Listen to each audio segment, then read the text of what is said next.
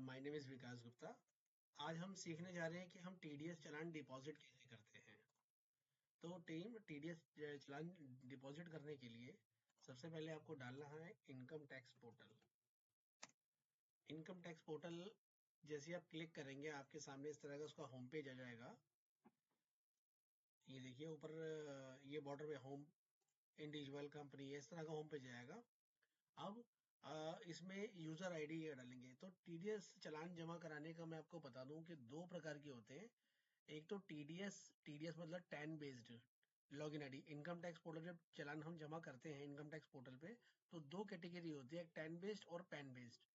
Tan based मतलब TDS deposit मतलब जिसका आपने टीडीएस काट के पेमेंट करा है किसी भी सप्लायर को उसका टीडीएस डिपॉजिट करेंगे टैन बेस्ड में।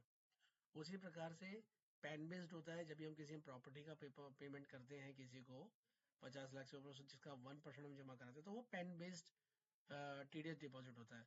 तो यहाँ भी हम लॉग इन कर रहे हैं टैन बेस्ड। तो टैन बेस्ड के अंदर में यूजर आईडी में आप टैन नंबर ही डालेंगे बाय डिफॉल्ट और कुछ नहीं डालेगा। यूजर आईडी में यहाँ पे आपको टैन नंबर ही डालना पड़ेगा। कंटिन्यू करेंगे। कंटिन्यू करने के बाद में आपके देखिए लॉगिन के नीचे पॉपअप आ रहा है, please confirm success your message. इसको आप ओके करेंगे। मैसेज में आप पासवर्ड आप कोई भी बनाइए। इसके अंदर में एक स्पेशल कैरेक्टर्स में आपको डालना पड़ेगा। डालने के बाद में कंटिन्यू करेंगे। जैसे ही आप लॉगिन पे क्लिक करेंगे आपके सामने उसका होम पेज लॉगिन हो जाएगा। जो भी मैं देव आपको दिखा रहा हूँ, देखिए जैसे ही आप लॉगिन करेंगे पार्टी का नाम आ जाएगा लेफ्ट हैंड पे, उसका पैन नंबर, टैन नंबर, उसका ईमेल आईडी, प्रोफाइल आ जाएगा। ठीक है, आगे बढ़ते हैं। तो इसके अंदर में देखिए जब चालान आपको जमा करना होगा तो आपको सबसे पहले डैशबोर्ड के बगल में ई फाइल का ऑप्शन आ रहा है। ई फाइल में जैसे ही अपने आप माउस लेके जाएंगे वहां पे ई पे टैक्स आ रहा होगा। जैसे ई पे टैक्स पे क्लिक करेंगे तो सबसे पहले आपको देखिए राइट साइड में आपको नीचे दिख रहा होगा न्यू पेमेंट। न्यू पेमेंट में आप क्लिक करेंगे। न्यू पेमेंट क्लिक करने के बाद में आपसे असेसमेंट ईयर पूछा जा रहा है। जिस भी फाइनेंशियल ईयर का आप चालान जमा करना चाहते हैं उसका असेसमेंट ईयर 1 साल बाद का होता है। तो लाइक जैसे मैं 24-25 का चालान जमा कराने जा रहा हूँ तो असेसमेंट ईयर 25-26 होगा। 25-26 सेलेक्ट करने के बाद में नीचे देखिए कैटेगरी दी हुई है टीडीएस चालान डिपॉजिट करने के लिए, जिसमें लिखा हुआ है पे टीडीएस। सेक्शंस लिखी हुई हैं। आउटस्टैंडिंग डिमांड किसी की होती है उसके लिए जमा करने के लिए लिखी हुई।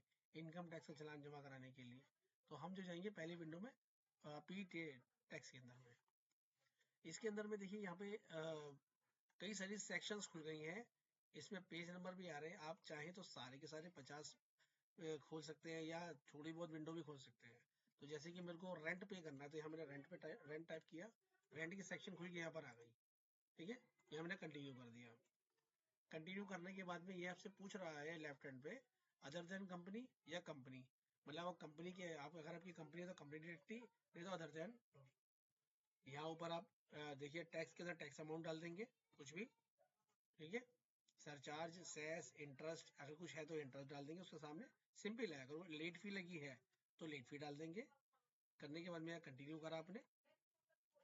जैसे आप कंटिन्यू करेंगे तो आपके सामने पेमेंट के ऑप्शन खुल जाएंगे। नेट बैंकिंग, डेबिट कार्ड, पे एस काउंटर का चेक के थ्रू कर रहे हैं या एनईएफटी कर रहे हैं। तो जैसे भी आप कोई नॉर्मल अगर आप पेमेंट अपना आप करते हैं तो आप उसके अकॉर्डिंग बैंक चूज करें। बैंक चूज करके यहाँ पे आपको जैसे मैंने एचडीएफसी बैंक कर लिया, कंटिन्यू कर दिया। कंटिन्यू करने के बाद में आपके सामने ये विंडो खुल गई यहाँ पे। ठीक है, यहाँ पे नाउ पे क्लिक करेंगे। पे नाउ पे जैसे ही आप क्लिक करेंगे आपकी बैंक डिटेल खुल जाएगी। अपना आईडी पासवर्ड डालें और पेमेंट प्रोसीड कर दें। Thank you.